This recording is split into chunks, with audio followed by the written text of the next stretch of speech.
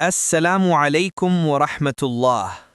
Today we will embark on a profound journey through a special surah of the Quran. This surah is Surah Al-Kahf, the 18th chapter of the Quran. It was revealed in Mecca and consists of 110 verses. Every part of it holds lessons and secrets that will remain an inspiration for humankind until the Day of Judgment.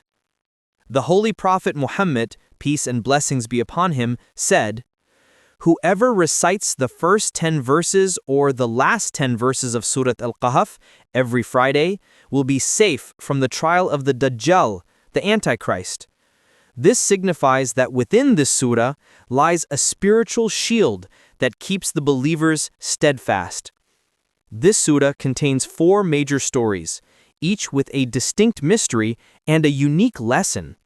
On one hand, there is the struggle to hold on to faith. On the other, the trial of wealth and riches. Elsewhere, there is the value of knowledge and patience. And finally, the story of power and justice.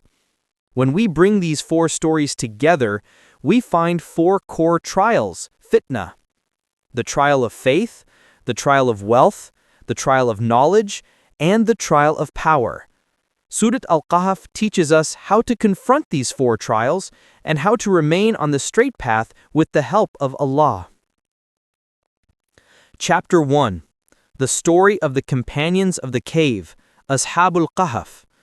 In the first chapter, we will focus on the story of the Companions of the Cave. During an era of the ancient Roman Empire, when polytheism and idol worship were widespread, a group of young men set out in search of the truth. They were not privileged members of society, but ordinary youths. However, their hearts were filled with the fear of Allah. When they saw everyone around them worshiping false deities, they proclaimed, "Our Lord is only Allah, the owner of the heavens and the earth." This declaration was dangerous, as the rulers wanted everyone to worship the false gods they had established. Those who voiced different opinions were tortured or executed. But these youths were not afraid. They did not succumb to the fear of society. Instead, they decided they would not bow their heads to anyone but Allah. Their number was small. The Quran did not give a specific number for them, stating that there is no need to debate their exact count, as the real lesson lies in their faith and sacrifice. When these young men realized it was impossible to stay in the city, they left for the mountains and took refuge in a cave. Allah granted them a special mercy. After entering the cave, they fell into a sleep, where their bodies remained preserved for centuries. The sunlight would not strike them directly, but merely pass by the side. Allah would turn their bodies from side to side so that their skin would not be damaged. Their dog also lay at the entrance of the cave, as if standing guard. This sleep lasted for nearly 309 years. When they awoke, the world had changed. The society that was once dominated by polytheism had now established monotheism, Tawheed. They realized that their miraculous sleep was a sign from Allah. The companions of the cave teach us that if the youth are steadfast in their faith, Allah provides them with unseen help. Throughout history, Allah has protected those who stood for the truth. The strength of faith is greatest in youth, and if that strength is used in the path of Allah, its impact can last for centuries. Chapter 2: The Story of the Owner of the 2 Gardens. This is essentially a depiction of the trial of wealth and riches. In this narrative, Allah shows us how wealth can mislead people and how arrogance can lead one to destruction. The event revolves around a wealthy individual who was blessed with vast possessions, land, gardens, and riches. Allah had granted him 2 enormous gardens. Each garden was filled with grapevines. What Allah has willed, there is no power except with Allah. But the rich man did not listen to this advice. Instead, he grew more boastful.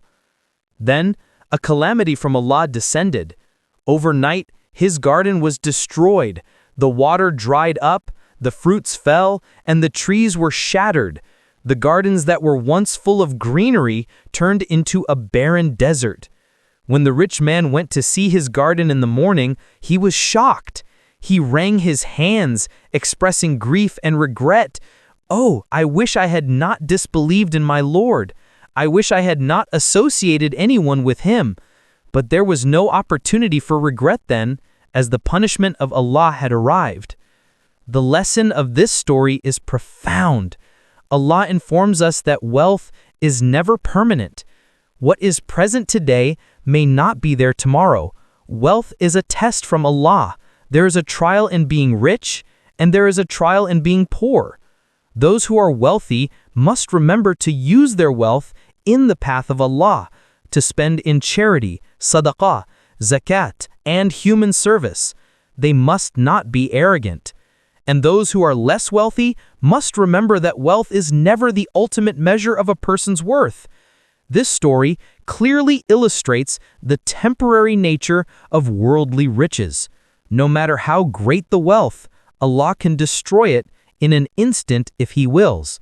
Therefore, people are told that wealth and children are only the adornments of worldly life, but lasting righteousness is the true good.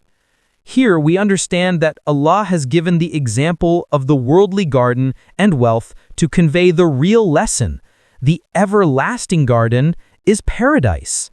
The gardens of Jannah will never dry up or be destroyed. The worldly garden is temporary, but the garden of Jannah is eternal. Chapter 3. The Meeting of Moses and Al-Khidr, may peace be upon them. This event is a symbol of extraordinary learning, where Allah highlights the difference between the limited knowledge of humans and the infinite knowledge of Allah. The event begins when Musa, A.S., was delivering a sermon to his people. People asked him, "Who is the wisest person on earth?" Musa, A.S., then said, "I am." He did not speak a falsehood, but he spoke this from his position without completely attributing the ultimate ownership of knowledge to Allah. Then Allah taught him that the world of knowledge is boundless, and Allah grants special knowledge to whomever He wills. Allah informed Musa that there was a servant of his who possessed knowledge that Musa did not know. He was called Abdun min ibadina, a servant of ours who was granted special knowledge from Allah. He is Al-Khidr, A.S. Musa then set out to meet Al-Khidr. His companion was the young man Yusha ibn Nun. Allah instructed him that he would find Al-Khidr at the place where the fish was lost. At one point during the journey, they rested beside a rock. The fish then came back to life and slipped into the sea. Later, Musa understood that this was the place where he would meet Al-Khidr. Finally, he met Al-Khidr. Musa said to him, "May I follow you so that you may teach me some of the guidance and knowledge you have been taught?" Al-Khidr said, "You will not be able to have patience with me. You will see things that you will not comprehend." Musa promised to, "If Allah wills, I shall be patient and I will not disobey any of your commands." Then began their journey of 3 incidents. The first incident was that they boarded a boat. Al-Khidr suddenly made a hole in the boat. Musa was astounded and said, "Did you make a hole in it to drown its people?" Al-Khidr said, "Did I not tell you that you would not be able to have patience with me?" Musa apologized.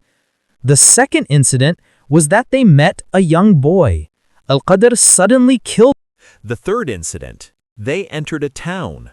The people there did not offer them hospitality, but Al-Khidr alayhi salam repaired a falling wall there.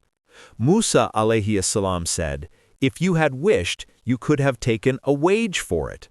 Then Al-Khidr alayhi salam said, "This is the parting between me and you. I will inform you of the interpretation." He explained, the first incident was that the owners of the boat were poor. There was a king in the sea who forcefully seized every boat. I made a defect in the boat so that the king would not take it. The second incident was that the boy was of a rebellious and disbelieving nature. If he had grown up, he would have dragged his parents towards disbelief. Allah would grant them a better child in his place. The third incident was that the wall belonged to two orphan boys. Their father's treasure was hidden beneath the wall.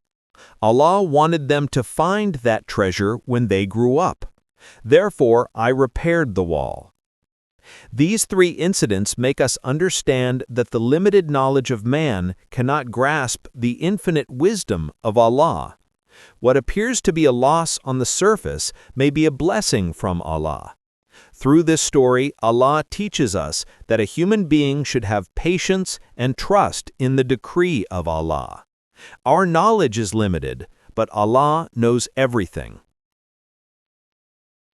Chapter 4. The Story of Dhul-Qarnayn. The fourth story in Surah Al-Kahf is the event of the righteous and powerful ruler named Dhul-Qarnayn. His name is mentioned in the Quran, but his identity is not clearly specified. However, Islamic commentators have discussed various possibilities regarding who he was.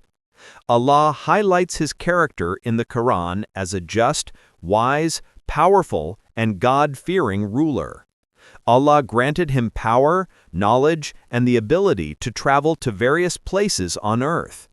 He reached the western and eastern ends of the earth and met with different nations. Wherever he went, he established justice, punished the oppressors, and protected the righteous. Journey to the west. The Quran states that he reached the western end where the sun was setting in a spring of dark mud. There he found a community. Allah instructed him, "You may either punish them or treat them with kindness." He said, "As for him who wrongs, we will punish him, and then he will be returned to his Lord, and he will punish him with a terrible punishment. But as for him who believes and does righteousness, he will have a good reward." Journey to the east. After this, he journeyed toward the east. There he found a community for whom there was no shelter from the sun's light. That is, they lived in the open field without a covering, mountains, or houses under the sun. Here, too, he established justice.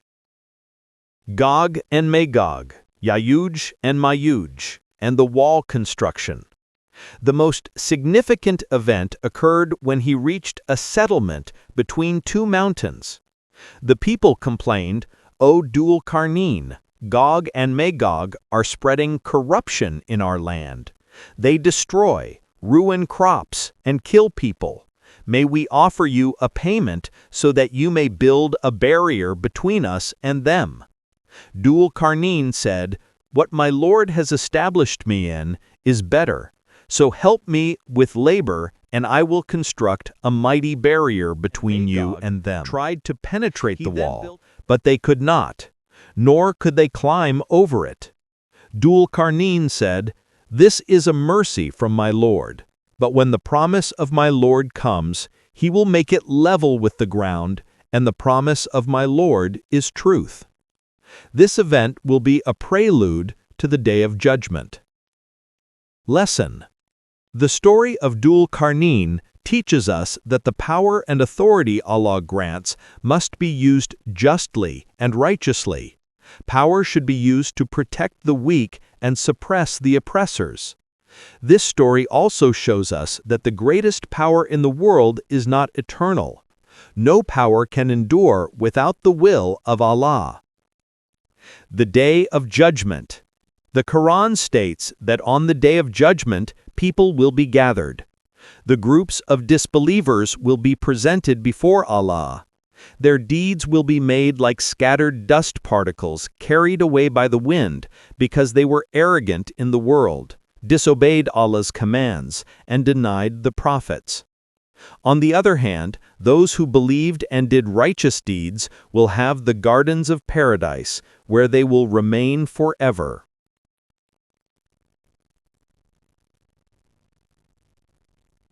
True companionship. Surah Al-Kahf teaches us to be careful in choosing companions in this world. Bad company can destroy a person in the world, just as the arrogant owner of the garden was ruined with his bad friend. And good company keeps a person steadfast on the path of faith, just as the youths of the cave strengthened each other in faith. Therefore, a Muslim should befriend those who are God-fearing, righteous, and virtuous. The importance of knowledge and patience. The story of Musa alayhi salam and Al-Khidr alayhi salam teach us that human knowledge is limited, and Allah's wisdom and plan are much deeper and beyond human comprehension. Therefore, in any situation, it is the duty of a believer to trust in Allah's decree, have patience, and avoid arrogance. Allah's mercy and Dhul-Qarnayn story. Dhul-Qarnayn's story proves that power is not just an adornment of the world, rather it should be used to guide people on the right path, suppress oppression, and protect the weak. The wall against Gog and Magog was a sign of Allah's mercy. However, when Allah's promised time comes, it will crumble. This reminds people that no power in the world is eternal. Only the power of Allah is everlasting. The final supplication of Surah Al-Kahf. Finally, Allah says, "Say, O Muhammad, I am only a man like you, to whom has been revealed that your God is one God. So whoever would hope for the meeting with his Lord, let him do righteous deeds, and not associate anyone in the worship of his Lord." This is the real lesson of Surah Al-Kahf.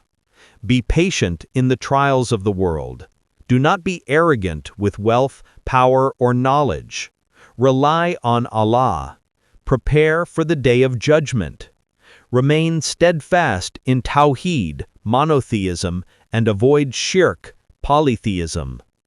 Conclusion. One of the main benefits of reciting Surah Al-Kahf is that it protects from trials, especially the trial of the Dajjal.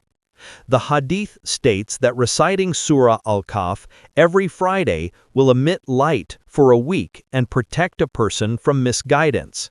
Therefore, a Muslim should regularly recite this surah, hold its teachings in their heart, and implement them in life.